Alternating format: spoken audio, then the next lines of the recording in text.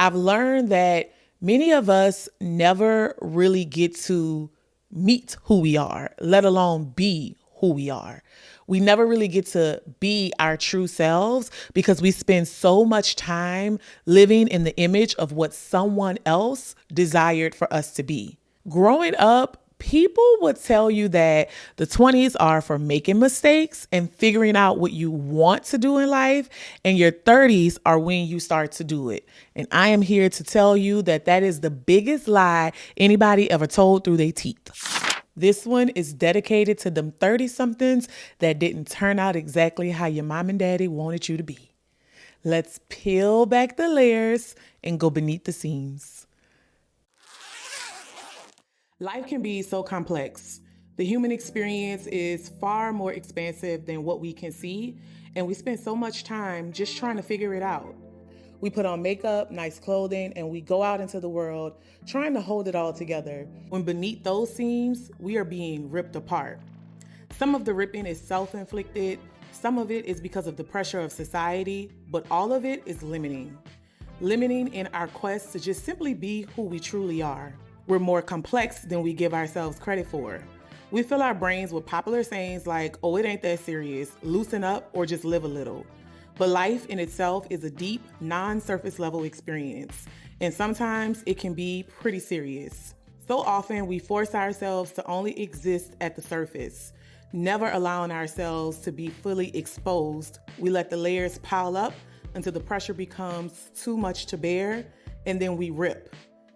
Sometimes into shreds, and a lot of the times in silence. Beneath means to go below the surface, and seams are what are supposed to keep us joined together. Because we are taught, no matter what, you just have to keep yourself together.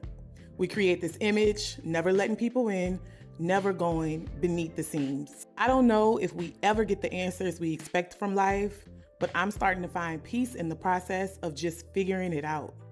Instead of forcing the complexities of this human experience to be hidden, let's peel back the layers and go beneath them. Beneath the seams, a love letter to millennials who are just trying to figure it out. So millennials, we are at the age where we are just starting to understand what life really even is and what it's all about. It depends on where you fall, but the majority of us are in our 30s. It depends on, where you fall in the decade. But a lot of us are in our 30s. And as for me, I have not been an adult as long as I've even been a child yet. I am 32 and 18 plus 18 is 36. So I have literally not really grown up in adulthood yet. I am an adult toddler. At the taping of this, I'm still 32. I'll actually be 33 in a week. So by the time this is out, I'll be 33. My birthday is March 5th, but still 32, 33, it's still very much early 30s. And there's so much, it explains so much as to why life is hitting hard right now in every aspect. And not that things are bad, things just seem to carry more weight. The gravity of what we're going through in these early 30s, mid 30s, and late 30s is really pivotal. And it's because we're growing up. So I have personally been on a quest to get to know God because I have been on a quest to get to know more about me. And one of the things that I'm learning is the more you seek and get to know God, the more you start to understand who you are and the makings of who you are. I've always been a person where I feel like I've known myself at a pretty early age. I wasn't the lost in the sauce 20-something who was, directionless and had no idea what they wanted out of life. I've always been pretty mature. And so because of that, I've always had a good sense of who I am. And I've always stood on that. And so it's not so much like figuring out who I am, but figuring out who God created me to be and understanding more about myself. It's like, I've been knew that I'm like this, right? I've been understood the essence of who I am, but now I'm starting to understand more about why and accepting that and walking in that, loving that and owning that. And that has been so pivotal in this time where I have sought God in ways that I haven't honestly in probably about the past 5 years. It's been a very transformational experience for me, and I'm learning so much about who I am through the lens of who God is, why I was created, and why God made me this way. Been on this quest of intentionally seeking God consistently for about the past year now. And I've learned that many of us never really get to meet who we are, let alone be who we are. We never really get to be our true selves because we spend so much time living in the image of what someone else desired for us to be, instead of living in who God called us to be. In order for us to figure out who we are called to be, we have to consistently consult with who created all being. You don't just figure out who you are supposed to be and then boom, you are that person. It's because you change, you evolve. And that's why you have to consistently be in relationship, in communion with God. I remember thinking, oh, well, me and God talk all the time. I pray. I was raised in church. I never, really strayed away from my faith. But one of the things that I've learned late 20s into early 30s is it's one thing for God to be in your life because you believe and you pray and you talk to God. It's another thing for God to be intentionally invited into specific areas of your life. And that's been one of the things that I've been very intentional about. So you can't just be like, okay, well, I know God and I love God. So God is in my relationship. God is in my finances. God is in my business. That's how I used to think about it. I felt like, okay, we tight. Me and GOD, I'm down with GOD. Yeah, you know me. And I was like, as a result, God is covering all areas of my life. And while that's not wrong, I felt I had more transformational experiences in how I navigated life when I intentionally brought God into my business, when I intentionally partnered with God in my friendships, my relationships, my interpersonal, experiences. It's very different. Those prayers were very different. And I saw more faith. I saw a faith build in my own life. And I also saw a difference in the way I handle adversity, the way I come up against trials and tribulations and things, not going as planned. I've also spent the last year unlearning everything that I've been taught to be true about everything so that I can rediscover my own truths. And the biggest thing has been the truth about what happens in your 30s. Growing up, people would tell you that the 20s are for making mistakes and figuring out what you want to do in life, and your 30s are when you start to do it. And I am here to tell you that that is the biggest lie anybody ever told through their teeth. Okay? Baby, still figuring it out, okay? I actually think everything they told us about the 30s is a lie. Y'all know the list. That's when you start to make real money. That's when you settle down and meet someone and start a family. That's when you figure out who you really are.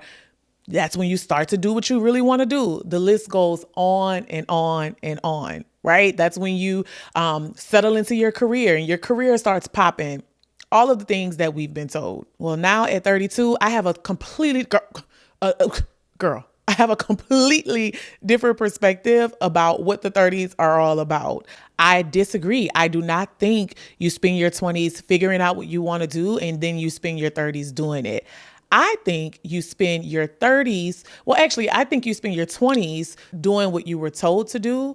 And then in your 30s, you start to seek the courage, the faith, the tenacity to do what you love to do and what you are meant to do in spite of all of the conditioning, all of the pressures of society, and all of the things that you've been taught about what you should do and what life and success looks like. That's what I think the 30s are all about. Not finally doing what you figured out you wanted to do in your 20s, but having the courage to do what you really want to do. Because most of us, we're doing something different in our 20s because it's what we were told to do. This is what success looks like. You graduate, you get a job, you go to corporate, you do all of these things. I have so many friends who were pharmacists and just had these really prestigious, important careers that they did not like, but they were doing things that they were taught to do. They maybe wanted to do things that were more creative. Not trying to put creative on everybody, because to the doctors and lawyers, we need y'all, okay? But if you aren't passionate about that, I don't think you realize that in your 20s.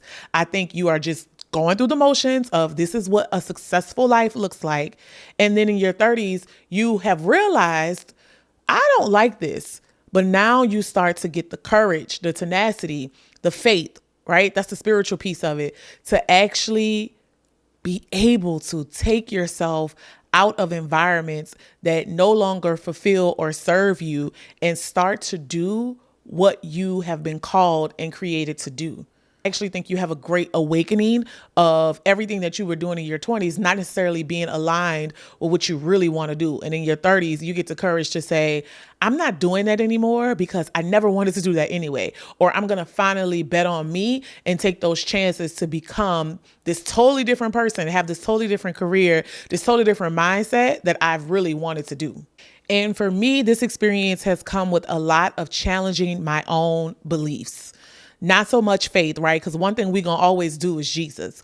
But the ones that no longer feel aligned and the ones that I was raised on, those beliefs, a lot of unwiring has had to take place. Unwiring the way I think, the way I view myself, the things that I believe that I deserve and can have and obtain. Unwiring all of those things. And it's been challenging because most of those things are told to you and instilled in you by the people who love you the most. So your parents, your older cousins, your grandparents, your mentors, those are the people who have raised you and taught you these things, and you have so much respect and high regard for them. So it's a very challenging experience to sit yourself down on your couch and be like, nah, I disagree. Like, I don't agree with the way I was raised. No disrespect to you, mama, right? And I'm not saying that this is how I personally feel. I mean, on some things, and she knows this, we've discussed. But no disrespect to you, but I do not fundamentally agree anymore with some of the beliefs that were instilled in me about what is possible for me in this life. And this is no shade to our parents because they did the best that they could with what they had and what they knew and how they were raised. But now you have to have time with yourself, tap into a level of self-awareness where you start to be like, dang, I think everything that I was told was a lie. And that doesn't match the core of my being and my foundation. And it's very limiting. All of the things that I've been told that could be, or that I have access to, or that I didn't have access to, really limited my thinking. It limited, the ways that were actually possible for me to show up and have the abundance and the things that God really wants for us. And so it's been a very challenging experience because you're doing the work with yourself. You're going back and forth in your mind with yourself about, okay, well, this is the foundation that has been set. These are the core values that I've had for 32 years now, but I don't agree with any of it. So now you got to raise yourself all over again. Ooh, help us, Lord. Help us, Jesus. I think you spend so much of your 20s not realizing that you're actually an adult, right? You spend your 20s just kind of fumbling and just trying to grow up and figure it out. And then in your 30s, you start to realize the adult that you are becoming or that you were trying to be isn't even the adult you really want to be. So much of what you do in your 20s is what someone told you to do. So when you turn 30, you start to do what you really want to do, right? There was a set of rules and a blueprint and a path that you should follow. And that's what most of us spent our 20s doing. It is all a scheme that Ty set up. If you know, you know. I'm just saying. I don't know. Ty probably sent somewhere like, how I get in it? I named the title of this episode, Oprah Was 32, because one, I'm a really big fan of her career, and it is a trajectory that I would like to take in my own career. But two, Oprah was 32 years old, which is the age I am now, when her career launched. Not took off, not became an overnight success, but launched. And that stands out so much to me because it means she was just getting started with what she was called to do at 32. She had experience in the industry. She had been working, putting in work, but it wasn't until 32 where things really aligned and it was like, this is it. I feel like I too am in that season. I finally have the courage, the faith, and I'm still working on it because it's a work in progress, and the tenacity to act on who I am called to be. That's the thing. It's like, in order for God to bless you the way that he wants to, you have to take action. And I think I've always been ambitious. I'm choosing that word wisely because sometimes I have beef with that word ambition. We'll talk about that in another episode. But I've always been ambitious, goal driven, high achieving. But it was on a path of somebody else having to stamp me. Like, I went and got great corporate jobs so that I could have the stamp and the backing of this company. I worked for these major corporations and television studios so that it could be Kayla, the producer at so-and-so. And now it's like, nah, I'ma stamp me.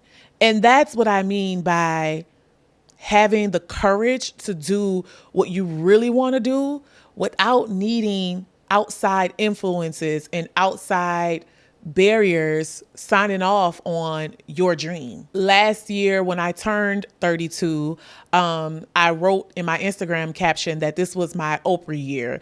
I don't know where it came from, but people do like their Jordan year, their Jesus year, which is coming up for me because I'm finna be 33. I don't know who started it, right? But people will call their years after a great person, a legend. Jesus was a legend, Jordan was a legend, Oprah was a legend. And I've been such a fan, and I've studied her career, and I deemed 32 my Oprah year. And child, it was really that. It has been a season of renewal. I'm really launching into the person that I am supposed to be. I ain't there yet. I ain't got it all figured out. Don't ask me no questions. I don't have the answers, Sway. But I really feel like this year, meaning the year that has been lived, was very instrumental in the launch of Kayla Unfiltered. Me really getting up and going for it with the level of belief that I can actually have it. Now, at 32, Oprah launched a nationally syndicated talk show. As for me, I have a nationally distributed podcast.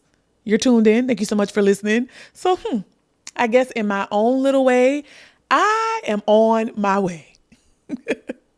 So listen, if you are in a season of trying to just figure out how to use your gifts, what your gifts are, and you want to have the audacity to ignore all that you have been told about what you should do, what you can do, here are some things that I did. And I'm not saying this is what you should do, because that would be a contradiction of everything I just said. But here's what I did, and it helped me. So hopefully in some way, it could also help you. So the first thing, go to God first and invite him into your life in specific areas. Do not just think God is in my life, therefore he's touching everything. And yes, holistically, that makes sense. But the intentionality of inviting God into your business decisions, your career decisions, your relationship decisions, your relationship with self, your confidence, inviting God to influence your discernment, that was very, very impactful in me being able to, again, understand more about who I am and why I'm certain ways. The next thing I want you to do is try it before you deny it. Before you talk yourself out of anything that you feel like you are called to do, that tug, that pulling, I cannot stop thinking about it. It randomly comes on my mind all day, every day. Even when I take breaks from it, I still find my way back to it. You got to listen to that. That is God. That is happening to you for a reason. So before you deny, oh, I can't do that, or oh, I can't have that, or this level of success is for this group of people, because I struggle with that personally. There was a time where I thought this being wealthy or having this amount of money or having this happy relationship, this happy, friend group is for, oh, that's for those people over there, that's not for me and that's not attainable for me. So before you deny what you can have, just try it. I feel like we talk ourselves out of things before we give it a real try. So write down what needs to be done. action steps. Take a small action step towards fulfilling that every single day. Just give it a try. Instead of writing off in your head that it won't work or allowing you to talk yourself out of it, just commit to trying it. That is definitely a personal path I'm on this year. The next thing is messy is magical. I want you to give yourself permission to be a little unhinged and a little all over the place. When you can laugh at yourself and with yourself, when you can cry at yourself and with yourself, that's when you really start to unlock a sense of being and a sense of self that helps you be an unfiltered version of you. And then the last thing that I did, I highly recommend eliminate consumption and ignore the rules. I stopped consuming and applying other people's execution and what they had done to my ideas. I stopped thinking of this is what success looks like. Here are the steps that you have to take. And this really impacted the quality of my friendships, my relationships, and the quality of the most important relationship of them all is the one that you have with yourself. So when I stopped consuming, we are just so overexposed.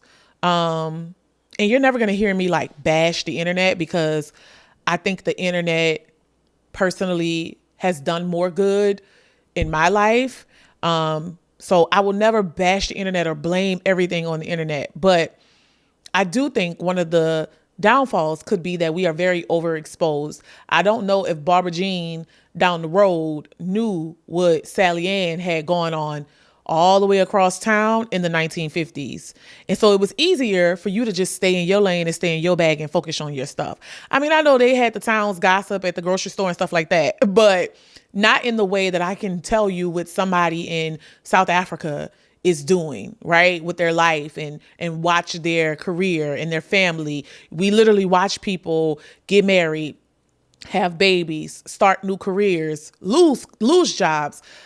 And we have no tangible access to these people. We'll never actually meet them, but somehow we're able to know all of their business.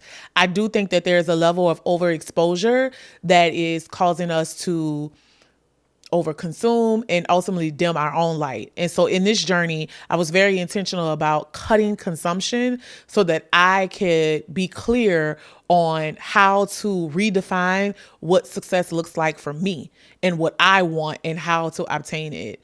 Just because a blueprint is set, that doesn't mean you have to follow it to a T. I want to encourage you to go and put in your own cabinets and floors and windows. This is the blueprint on how to build a house, and that may not be wrong, but you can make some customizations. And so I encourage you to limit your consumption so that you can make some customizations of your own life path and your own plan. That was very, very helpful for me.